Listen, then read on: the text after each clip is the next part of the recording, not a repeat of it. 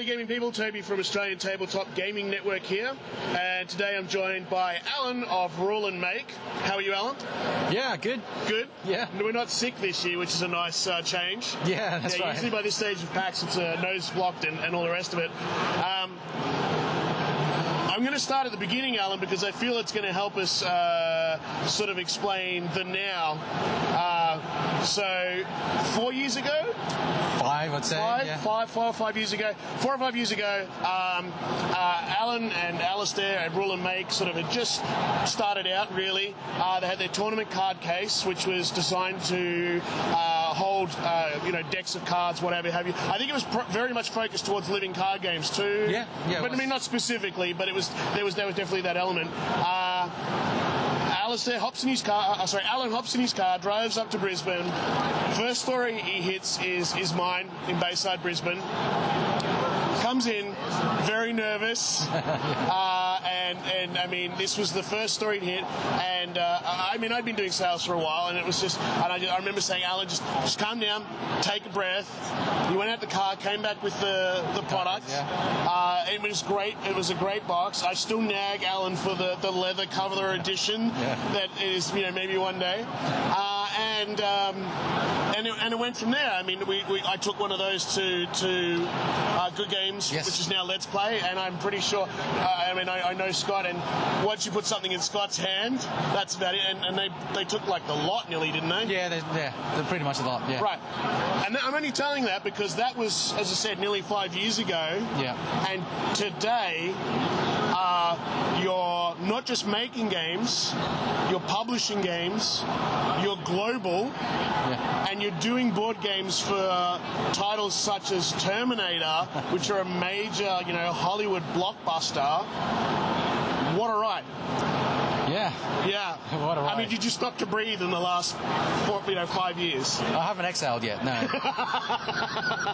Okay, so, but I wanted to do that story because, then after the tournament case, you had your first game, which was, remind me... Rise to Power. Rise to Power, yes. And that was a success. Yeah. And I remember us talking then, okay, you and Alistair had really... Because that was one of the first things on the AU Kickstarter when it opened. Yeah. The point was, you'd made that journey and you'd succeeded, and it was really a case of everyone coming behind, hey guys, like, it can be done, this is how we do it. Like, I really felt even back then you guys were pioneers is a little cliche, but I still believe that. I mean, you guys, for Australian tabletop gaming, I feel are really continuously breaking barriers in ways that we haven't seen before. Do you feel the same way? Not at all. It's all, from my side of it, it's just problems and, not problems, but like just busy and, challenges ahead and always looking to solving the next thing. And it's really hard to be able to step back and just really reflect sometimes. Yeah. So we haven't had that time to take a breather. It's just been go. Are you still sort of doing the day job? No, it's full time. So see, I mean, we remember Epic DM, early days. It's a very small expo, and that was probably only 4 years ago. Yeah. Where you're doing a store with maybe a venue with maybe 1,000 people, and now you've been off to like Spiel in Essen, which is arguably the largest expo of all of these. Like you said, you just don't get time to exhale. You haven't had a chance to. It's a huge journey. Yeah. It's a huge journey. Thank you. Yeah. And then Terminator. Yes. Okay. Now, let's get the nasty out of the way. No. Terminator hit Kickstarter.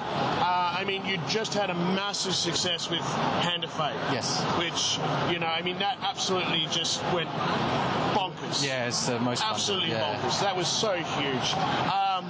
Terminator came along, huge license. I know my expectation was this is just going to, boom. What happened? I think, we're trying to figure that out ourselves as well. Yeah. I think largely it's to do with the fact that Kickstarter has a very specific taste of what they really are looking for, and Terminator is a license that I think is globally recognized, but it's also a brand that is so big that a lot of people really assume that it's a game that really should just go straight to retail. So I've got a lot of people saying, like, I don't understand why this is on Kickstarter. This game, is something that I would see at a retail store. So the fandom is really sort of not, there's no grassroots kind of support in that sense. Yeah, I understand. I think there's one element to it. There's other elements like, the game really needed a lot more information about how the game plays, even though that typically our campaign structure, we slowly drip feed a lot of information out there. I think that it's just that the kind of game that it is really needed a different way of planning a Kickstarter that we're typically used to. Yeah. So where previously, I mean, I know there's still the whole, and we've talked about this before, the whole America Euro thing. I only tend to see that from very avid, I don't want to say niche, it's not niche, but those sort of board game, and even Puritans is not the right word, but you know what I mean, very enthusiastic. And then you have people like myself who, I'm quite happy still to go down to Kmart and buy Monopoly. Right? And I'm sure plenty of people watching this are going, right, well, why are we listening to you? Being that I'm not so heavily entrenched in the going on. So is it fair to say then that Kickstarter tends to appeal more to that enthusiast? I think so, yeah. Yeah, and therefore Terminator being such a broader... Yes. You would expect to see that on a just like a big W shelf. Yeah, well, for us, we've had a completely different response with distributors and retailers. Right. They absolutely love the game and have already started pre-ordering. So it's a very different response from a retail perspective compared to the Kickstarter. Yeah. Whereas previously, would it be fair to say like a lot of those sort of distributors might see how something does on Kickstarter first and then sort of look at the normal retail channels? Yeah, because the game still needs something to prove, right? You haven't proven that it's a game that people want. Right. With Terminator, I think that the franchise and the IP and also the people that's involved in the project are all veterans and have, won their own awards that are part of their team. I think that there's a really good sort of a mixture of successes there that I think that the retailers are looking at this and going, look, we think that there is already something there that we're happy to sort of go in on. Whereas the enthusiasts are saying, no, you need to give us more, you need to tell us why you need to get funding if you can afford to buy the license. Yes, okay, sure. So if you could tell me what's the next step for you in terms of Terminator? So because we are kind of born and bred Kickstarter people, we are still going to be providing a way for the fans who did support us, and there's still, there's an awful lot of them. Yeah, there's still a lot of them.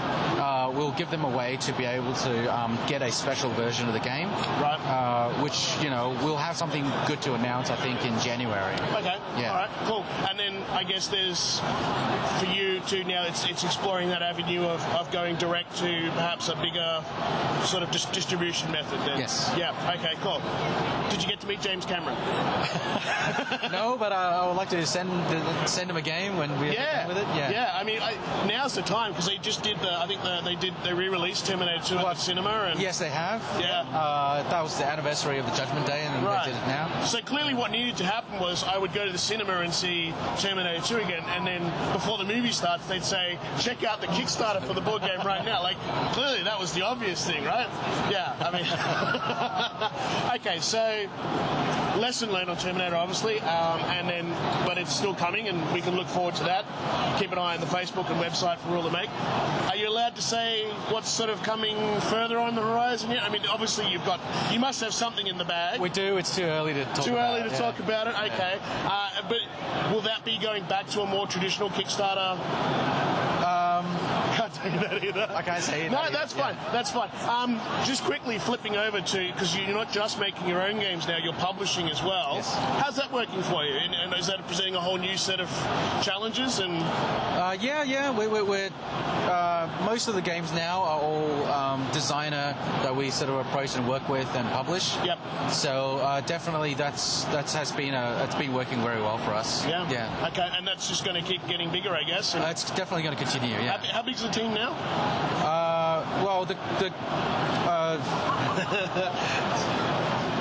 Because I mean, you've got Jason at Essen, and then you and Alistair are here. Yeah, and David is our PR manager. That's kind of the core team, but we've got people who are basically almost just exclusive to working with us now. We've got our group of people that work with us every day is about 15 people. Yeah. Wow. And it's, again, 4 years ago, you and Alistair working from home. Point is, the dream is, it's real. You can do it. It's just a lot of hard work. But, you know, Alan and Alistair are the proof. And, you know, reach out to them on Facebook if you've got questions about any of their games. And otherwise, look for the groups. If you're looking to make your own game, join the groups. They're out there, and they're there to sort of answer your questions. And you'll often find, if Alan's got more than 30 seconds to catch a breath, he might even be able to say, hey, look, this is what we did, and this is how we beat this challenge. Yeah, happy. Always happy to help. Thank you very much for your time, Alan. No worries. And I wish you the best of luck. Yes, thank you. Thank you.